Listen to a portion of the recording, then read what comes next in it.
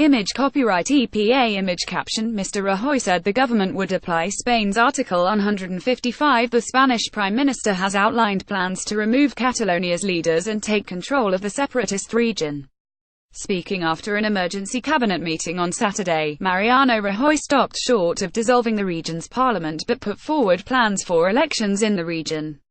The measures must now be approved by Spain's Senate in the next few days. The plans come almost 3 weeks after Catalonia held a disputed independence referendum. Spain's Supreme Court had declared the vote illegal and said it violated the constitution, which describes the country as indivisible.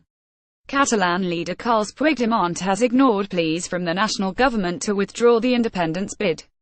Mr. Rajoy said the government had no choice but to push to impose direct rule, arguing that the Catalan government's actions were contrary to the law and seeking confrontation. This will be via Article 155 of Spain's constitution, which allows it to impose direct rule in a crisis on any of the country's semi-autonomous regions. Spain's Senate will vote within the week, Mr. Rajoy said at a press conference. He said it was not our wish, it was not our intention to trigger the article. Spanish law dictates that elections must be held within 6 months of Article 155 being triggered, but Mr. Rajoy said it was imperative that the vote be held much sooner. How did we get here? Catalonia's regional government held a referendum on the 1st of October to ask residents of the region if they wanted to break away from Spain. Of the 43% of Catalans said to have taken part, 90% voted in favor of independence. But many anti-independence supporters boycotted the ballot, arguing it was not valid. Mr. Puigdemont and other regional leaders then signed a declaration of independence, but immediately suspended it in order to allow for talks. He then defied 2 deadlines set by the national government to clarify Catalonia's position, and the government announced it would pursue Article 155. What is Article 155? Article 155 of the Spanish Constitution allows the national government to impose direct rule over Spain's semi-autonomous regions in the event of a crisis.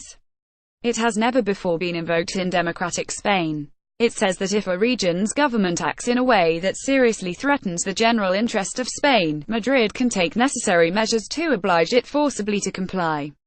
Catalonia currently enjoys significant autonomy from Spain, including control over its own policing, education and healthcare. Media playback is unsupported on or device media caption. Is there a Catalan crisis? The answer is in its past. Mr. Rajoy's Conservative Popular Party PP holds a majority in the Senate, meaning the proposals are likely to pass. What are the economic arguments? Catalonia accounts for about 1/5 of Spain's economic output, and supporters of independence say the region contributes too much to the national economy. Opponents argue that Catalonia is stronger as a part of Spain, and that breaking away would lead to economic disaster for the country as a whole. Image caption Catalonia's independence referendum has thrown the country into crisis. Nearly 1,200 companies based in Catalonia have re-registered in other parts of Spain since the referendum, hoping to minimize instability, according to the AFP news agency. And Spain this week cut its national growth forecast for 2018 from 2.6% to 2.3%, blaming uncertainty over the future of Catalan independence. Could Spain's steps backfire? James Badcock, BBC News, Madrid. There are plenty of reasons to doubt that such a strategy would provide a clear solution to the crisis. The far-left CUP party has suggested that it would boycott any election imposed on the region. Other pro-independence forces might do the same. Massive street protests against any form of direct rule from Madrid can also be expected. Mr. Puigdemont has promised to call a formal vote on independence in Catalonia's parliament if Article 155 is invoked. If such a declaration were approved, the pro-independence forces could style the ballot as the election of a constituent assembly for a new republic, the next stage laid down in the pro-independence roadmap.